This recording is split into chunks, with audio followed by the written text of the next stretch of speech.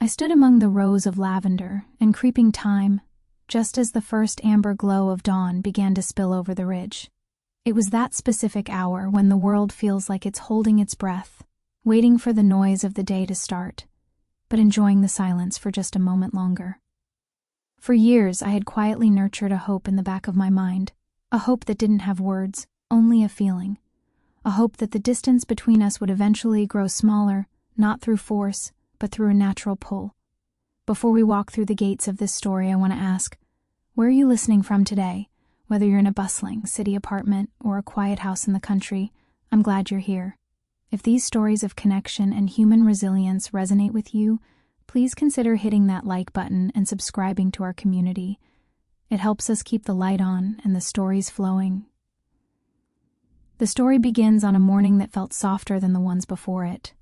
The air carried that crisp, lingering coolness of late spring, right before the summer heat decides to plant its roots permanently.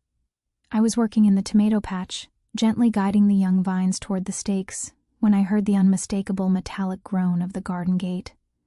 Then footsteps. Not the brisk, hurried pace of a stranger, but slow, deliberate, and deeply familiar steps on the gravel path. I turned, shading my eyes from the low sun, and there stood Elias. My son is in his mid-30s now. He carries himself with a certain rigidity these days, the kind you develop when you spend too much time in high-rise offices and high-stakes meetings. He was still wearing his iron shirt, though the sleeves were rolled up, revealing skin that hadn't seen the sun in far too long. We hadn't shared a truly quiet moment in what felt like a lifetime. Usually, our interactions were measured in brief phone calls and holiday dinners where we talked about everything except what actually mattered.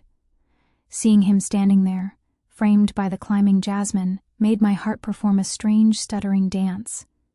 He offered me a ghost of a smile, the same shy expression he had as a 7-year-old when he was about to ask for a second helping of dessert. I didn't ask why he was there. I didn't want to startle the moment away. I simply handed him the spare trowel I keep on the stone bench. "The peppers need thinning," I said softly. He didn't hesitate. He knelt in the dirt, ignoring the stains on his expensive trousers, and began to work. For a long time, the only dialogue between us was the rhythmic scrape of metal against earth and the distant call of a red-tailed hawk circling the valley. There is something about working with your hands in the soil that bypasses the ego. You can't lie to a plant. You can't negotiate with the seasons. Finally, the silence broke. His voice was low, devoid of its usual professional sharp edge. He told me he'd been having trouble sleeping, not the kind where you toss and turn, but the kind where you stare at the ceiling and realize you've been running a race you never signed up for.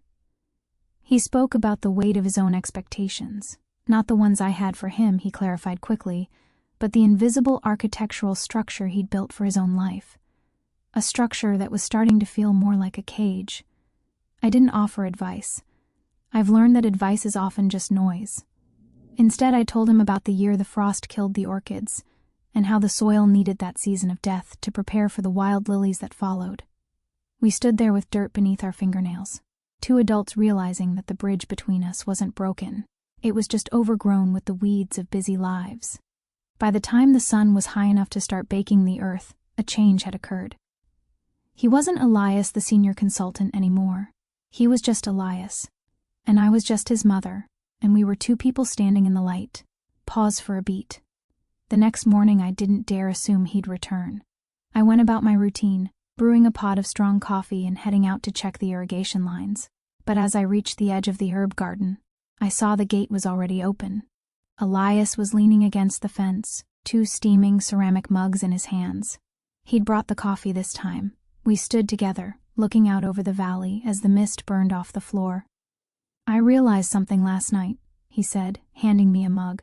"I realized that for the last decade, I've been living in a room with no windows. I have all the lights on, so I think I can see, but the air is recycled. Standing here, I realized I've forgotten what fresh air feels like." I looked at him, really looked at him, and saw the exhaustion in the creases around his eyes. "The garden doesn't require you to be anything other than present," I told him. We spent that day clearing out the wild mint that had invaded the sage beds. It was heavy, tangled work. As we pulled the stubborn roots, Elias began to open up about the dreams he'd tucked away in a drawer years ago. The charcoal sketching, the interest in small-scale carpentry, the simple desire to have a Saturday where he didn't check his email once. He admitted he felt disconnected, like he was moving through a play where he'd memorized all the lines, but didn't believe in the story. I reached out and squeezed his shoulder. His shirt was damp with sweat, and he smelled like rosemary and honest work. He didn't pull away. "Being vulnerable isn't a crack in your foundation, Elias," I told him. "It's the window you've been looking for." By the third day, the atmosphere had shifted from tentative to foundational. The sky was a soft, bruised gray, promising rain that the valley desperately needed. Elias arrived before the first drop fell, carrying an old, weathered wooden crate he'd found in the deep recesses of my garage. "Remember this?" he asked, a genuine spark in his eyes. It was his old collection box. Decades ago, it had been filled with cicada shells, uniquely shaped river rocks, and packets of sunflower seeds. We sat on the porch as the rain began to drum against the tin roof, going through the remnants of his childhood curiosity. "I wanted to be a botanist once," he laughed, turning a smooth quartz stone over in his palm. "Then I thought I had to be important instead. I forgot that growth is the only truly important thing." The rain came down in a steady, cleansing sheet, turning the garden into a vibrant emerald blur. We sat there for hours, the conversation flowing as naturally as the water in the gutters. He told me he was going to take a leave of absence from work, not a vacation, but a true step back to figure out which parts of his life were his and which parts were just performance. I felt a warmth in my chest that had nothing to do with the coffee. My son was coming home, not just to my house but to himself. As the days turned into a week, our project became more ambitious. We decided to revitalize the back corner of the property, a patch of land that had gone wild with brambles and neglect. We spent our mornings clearing brush, and our afternoons planning what would become a legacy garden, a place for heirloom vegetables and local wildflowers that would support the bees and the butterflies. One afternoon, as we were setting the stones for a new path, Elias paused. He was covered in dust, his hair a mess, but his face looked younger than it had in 10 years. "I used to think that to be successful I had to be finished," he said, wiping his brow, "like a completed building. But working out here, I see that nothing is ever really finished. It's all just cycles, planting, tending, harvesting, resting. I think I forgot the rest part." I sat down on the stone bench we'd just leveled. "We all do, Elias. We live in a world that fears the winter, but the winter is where the strength is gathered." The satisfying end to our story didn't happen with a grand speech or a dramatic life change. It happened in the quiet continuity of the following month. Elias didn't go back to the city office that Monday. Instead, he rented a small cottage on the edge of the valley. He started sketching again, not blueprints for glass towers, but the intricate anatomy of the oak trees that lined the ridge. He came to the garden every day.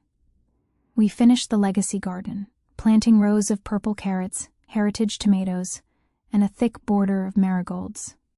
We built a sturdy wooden trellis for the runner beans, our hammers striking in a synchronized rhythm that felt like a heartbeat. The true resolution came on a Friday evening. The sun was setting, painting the sky in shades of violet and gold. We had just finished mulching the last bed. We were exhausted, our muscles aching in that good, satisfying way that comes from purposeful labor. Elias looked at the transformed corner of the yard. "Thank you, Mom," he said quietly. "For what?" I asked. "For keeping the gate unlocked," he replied, "and for not asking why it took me so long to walk through it." I looked at my son, this man who had found his way back from the corporate fog, and I knew that we had mended something far deeper than a garden. We had mended the soil of our relationship, creating a space where we could both grow side by side, season after season. As I watched the moon rise over the valley now, I realized that the most profound miracles don't happen in a flash of lightning. They happen in the slow unfurling of a leaf, in the quiet forgiveness of the earth, and in the courage of two people to simply stand in the light together and say, "I'm here. Thank you for spending this time in my garden today." Remember, no matter how long you've been away, your own sanctuary is waiting. The soil is patient, and the gate is always unlocked. Until next time, keep tending to your heart, and may your own seasons be kind to you. Goodbye for now.